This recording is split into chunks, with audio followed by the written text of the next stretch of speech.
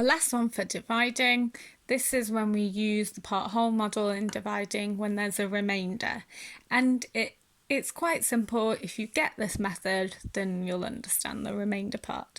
So 29 divided by 2.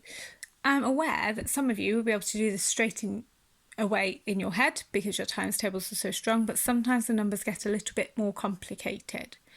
You could do this in your head by thinking, well, what times 2 makes 29? And you know in your times tables, nothing in the 2's times tables is 29. But you know that something times 2, what's the closest to 29 we can make? So you think about it and you think, oh, 28.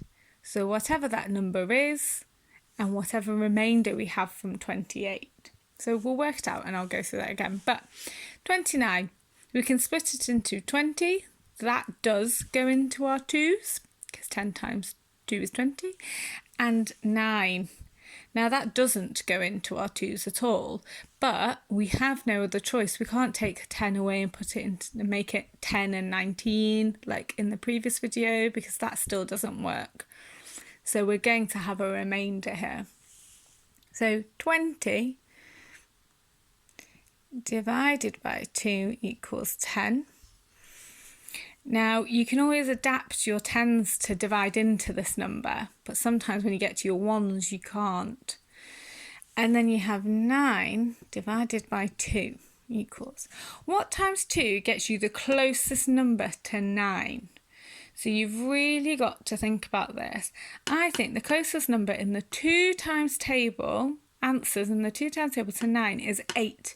2, 4, 6, 8. Okay.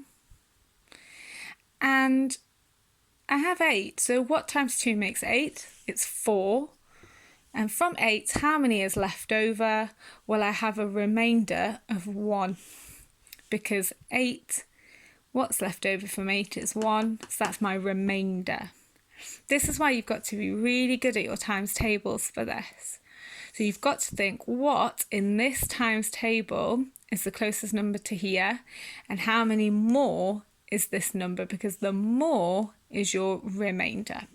Then I have to add these together and I'll show you how you add remainders. 10, add 4, remainder 1, equals, you just add your 2 numbers first, so 10 add 4 is 14, and you just have a remainder 1. So 29 divided by 2 is 14, remainder 1.